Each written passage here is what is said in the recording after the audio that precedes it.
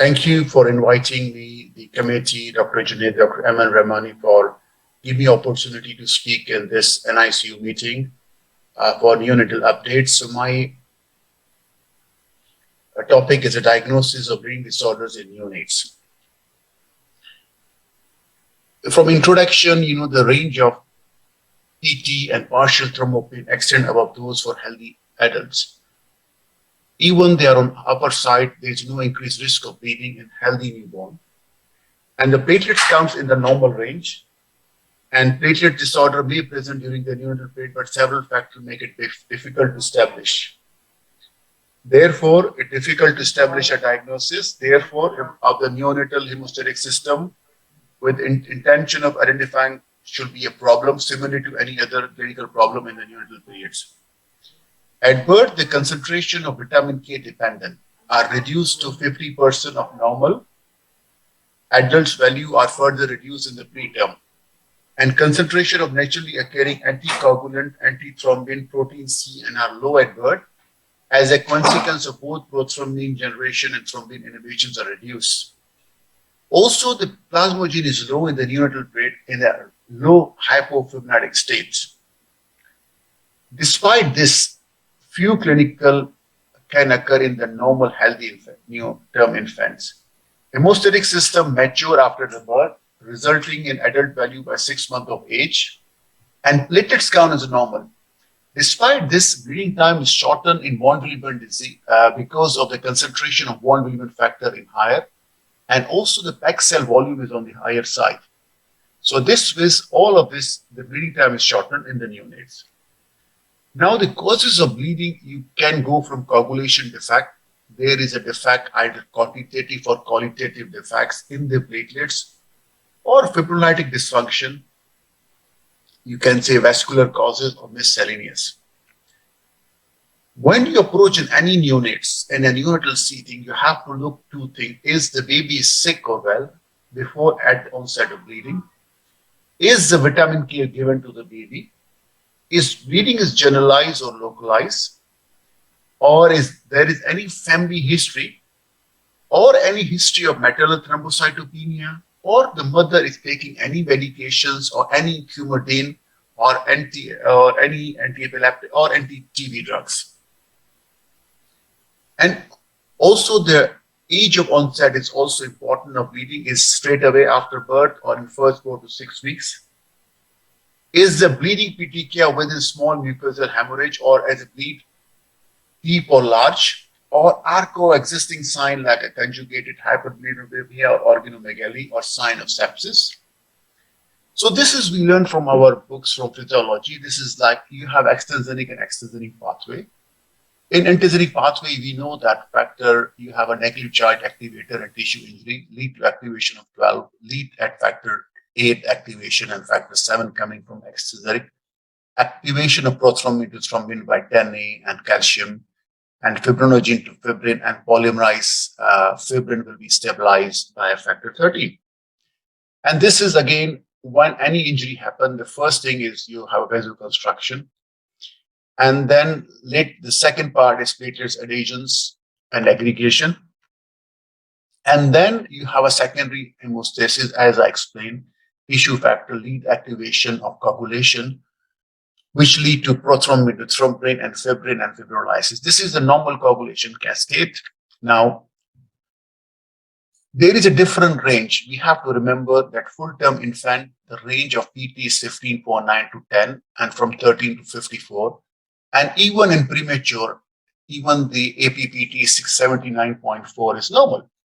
So when you examine, so the 39 PT is abnormal in older children, is normal in full term. So when you check, you need to make sure that you have a correct parameters, means when you are looking at a full-term infant or looking at premature infant and a normal older child. When you look at any patients, the basic thing is your complete blood count. You have to ask for smear. If you see giant platelets, maybe ITP or Bernard-Solier, then you see APPT and PT. This is with thrombocytopenia or no?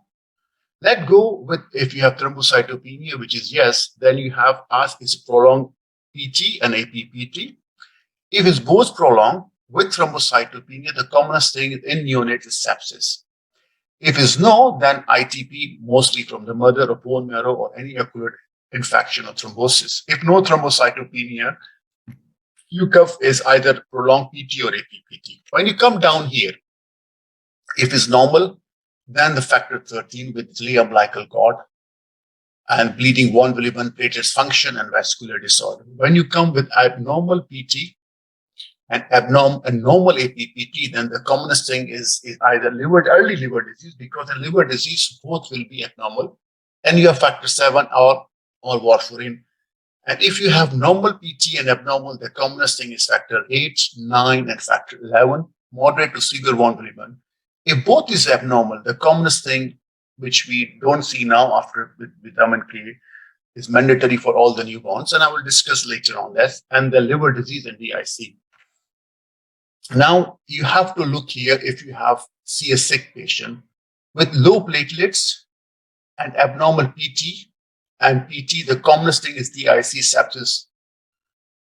Commonest thing is DIC, and DIC may be consequence of even sepsis. You see normal APPT, but later on they go on DIC and you get an abnormal. And when you have a normal platelets with both abnormal, either liver disease, and if any stress bleed is also common in neonates. If you have healthy newborn, if you have low platelets and both are normal, APPT, PT, look for acute infections, thrombosis, bone marrow infiltration.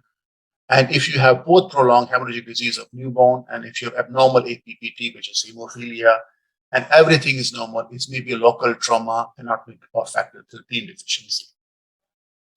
The commonest thing is site of bleeding is very important. If you see it's only petechial, most is skin, or is a large. So normally petechiae and mucosal bleeding is common in patients with quantitative or qualitative platelet dysfunction, and ecchymosis is in coagulation disorder. Bleeding after surgery or its delay, and also examples are when you have mucous membrane, you can with an ITP, or example in hemophilia A and B, you have this deep bleeding. The common coagulation disorder are either inherited or acquired. So when you have inherited, the commonest hemophilia A and B, von Willebrand disease, factor 7, 10, 12, and afibrinogenesis. When you come to the acquired, the commonest thing is liver disease, vitamin K deficiency, hemorrhagic disease of the newborn, warfarin overdose, and DIC. Now, when you come qualitative and quantitative, in our part of the world, and we have a consequence marriages where you have Bernard Soul, common is Glassman, because it's common in some families, and we have dealing with around 20 to 30 patients, which is a very rare bleeding disorder, but also quantitative. If mother is ITP, it crosses the placenta, and also the other one is NAT, when there is a PLA negative and positive, like an RH.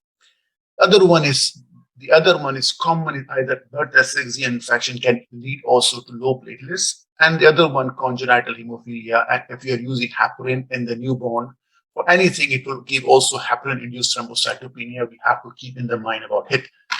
Now, the other vascular cause is either pulmonary hemorrhage. You can see in newborn or premature CNS hemorrhage, AV malformations, or hemangioma. The miscellaneous problem you see in a neonates, a rupture of spleen with liver with a breech delivery, retroperitoneal, intraperitoneal bleeding may be present in sclerotic or subdural hematoma, cephalohematoma, subglial hemorrhage, and liver dysfunction. Now, some are unique in newborn because we know because of not closures of the sutures, you have an expanded cephalohematoma, prolonged circumcision after bleeding, which is the commonest presentation we see after patients with, especially with hemophilias, oozing from venipuncture site, bleeding from umbilicus, and delay, which is in factor 13. And sick neonates can blood hematuria, mucous, intracranial, and pulmonary hemorrhage. So as we have to know, is this is sick infection, you have to, it either is in a, most common is sepsis in a sick infection, which lead to DIC and liver disease. Well, infant, vitamin K deficiency still, it's seen in the third world countries, and still it's when home delivery, but vitamin K not given to the newborn. We'll discuss with later on. Platelet disorder can give you mycosis deep. I explained before it's common in clotting factor disorder. If you have huge spleen, you have to rule out congenital infection, jaundice, torch infection, or and also if you look in eyes, you have a retinal finding in torch infection. Now, prevention of bleeding. You know how you prevent the prevention of bleeding, and normally the practice is to give 1 milligram vitamin K at birth to all babies, one more than 1.5 kg, 1 milligram and 0.5 to all the babies. And if the baby is on TPN, broad spectrum antibiotics, you have weekly sometime, and give 10 milligram to mother if before delivery, if the mother is on any epileptic medications like phenobarb, phenytoins, taking anti-TB drugs, or getting coumarins like warfarin. The commonest dilemma, as in the neonates or when as in junior doctors that they face a solo blood syndrome when the baby or newborn pass the blood or bloody stool during the first couple of days of life. And then we have to know it's either from the mother, because normally from a fissure when the child is breastfeeding, or you confuse with the hemorrhage from the gut from the newborn. The simple test we should do, F test. F test is actually to rule out, we know that hemoglobin F, which is alkali resistance, and compared to the normal hemoglobin, which is not alkali resistance. So simple way to rule out that if the child is well, only GI bleeding is noted, it's performed on a gastric aspirate or a stool. You can do in a labor ward that mix 1 part of bloody stool or vomit with 5 parts of water, centrifugate, and put 1 ml of non-sodium hydroxide to 4 ml of supernate. So if the colors change from pink to yellow, it's maternal, and if the color same, it look like a fetal. So it's very good test. It can be performed in the ward. The commonest thing you do with the test for platelets disorder, we don't do anymore this bleeding time. The best thing is complete platelets count. And PFA 100 can be done in neonates now, but some lab have to be qualified and they have about the reading, because there's a different reading of platelets function assay in neonates and children, which fortunately, the PFA 100 and aggregations to be done in Tawam, and we are the only center at the moment doing it. And then the values are already verified and correlate with the normal ranges. Test for coagulation, like as explained, the intrinsic pathway, you have factor 7. Common is factor 8, 9, and 11, and 8 PT, which measure, which is factor 7. And 10. So factor 10 is both intrinsic, extrinsic, and thrombin time is the final step of coagulating cascade. And then fibrinogen and D-dimer. And other thing is, the best is also look for a smear, because it's very important in time when you're looking for DIC. You see a fragmented RBC and also granulation of platelets, and also toxic granules. The child have a sepsis can be seen in the white blood cells. Now the treatment, what you treat them, vitamin K, which is 1 dose we normally give, if not given to the infants. If infant receiving TPN, they have to get it regularly. Ideally, vitamin K should be given for prolonged PT and APPD due to vitamin K deficiency with a minimal bleeding. But FFP, which is fresh frozen plasma, should be reserved for significant bleeding or emergency. Still, your test will come back.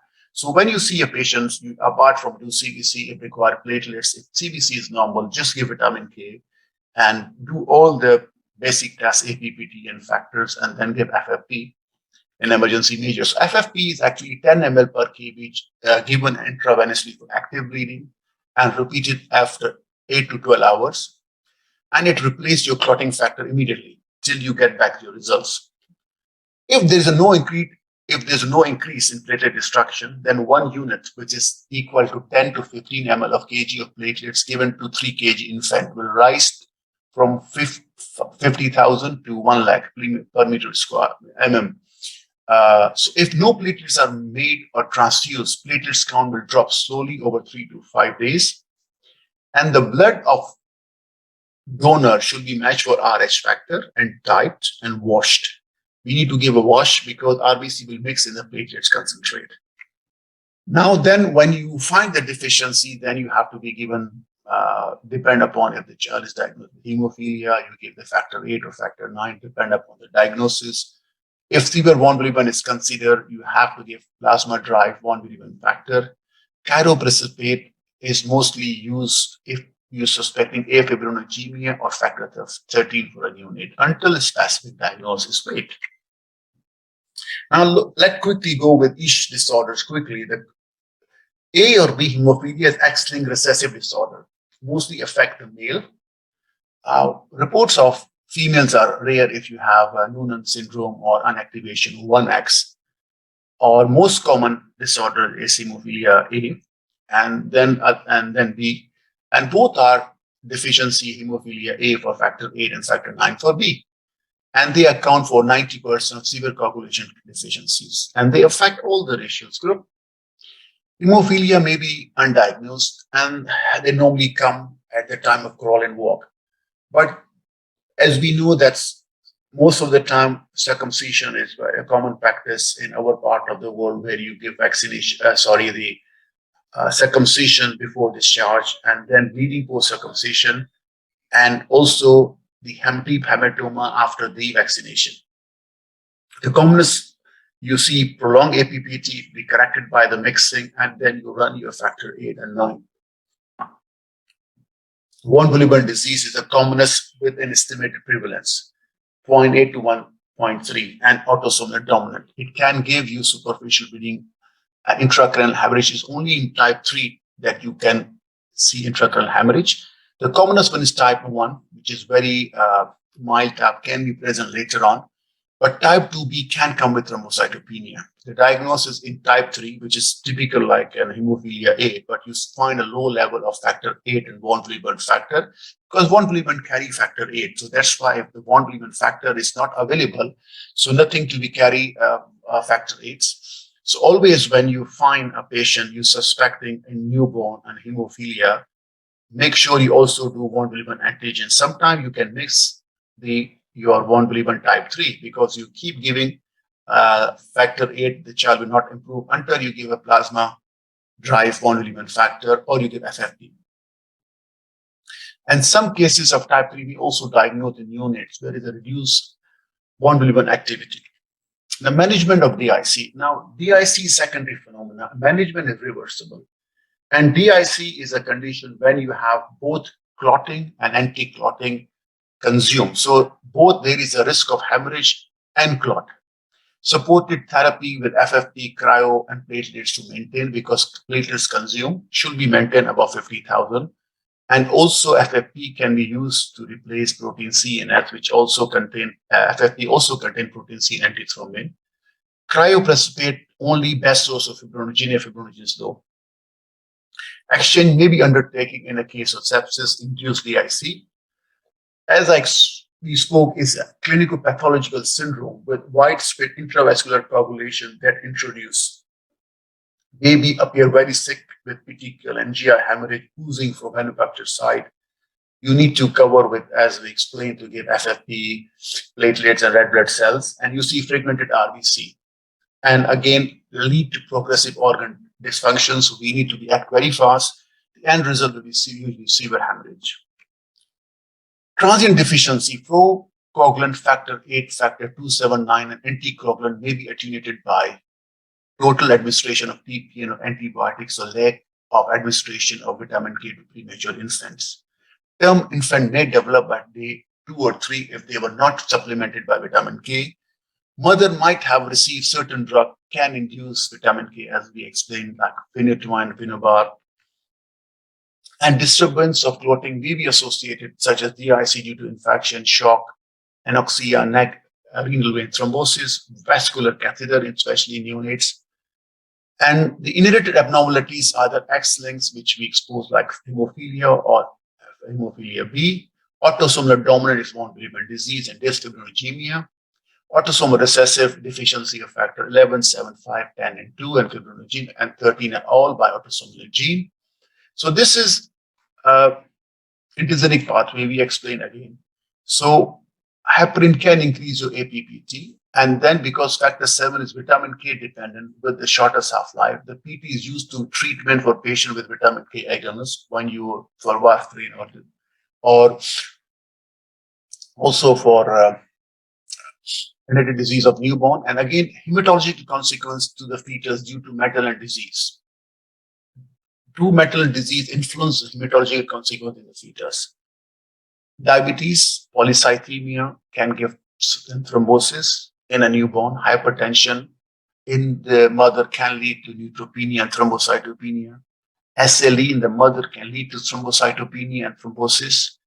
Smoking can lead polycythemia. Medication, if the mother is taking, can affect on hemostasis. If mother have on chemotherapy, can induce thrombocytopenia. And intrauterine infection, which is anemia, thrombocytopenia, and consumptive coagulopathy, can be a cascade of intrauterine infection. The acquired clotting deficiency, hemorrhagic disease of the newborn, and is typical, still is present, the third part, and still there, is a moderate transient deficiency of vitamin K dependent factor, reduced body store of vitamin K due to lack of free vitamin K in the mother. More common in the preterm, no vitamin K administration after birth. Breast milk is a poor source, more common in breast than a formula feed one. It's because the liver is not immature or to disease or malabsorption, absence of bacterial intestinal flora that form vitamin K, like in TPN or somebody in child on broad spectrum antibiotics or medication induced. So early, which is least common form, onset within first 24 hours, bleeding pattern is variable but can lead to serious intracranial hemorrhage. Warfarin, anticoagulation drug or anti-TB, and mother was on management. At risk mother should be given vitamin K orally for 15 to 30 days before delivery if the mother is using warfarin or anticonvulsant or anti-TB drugs.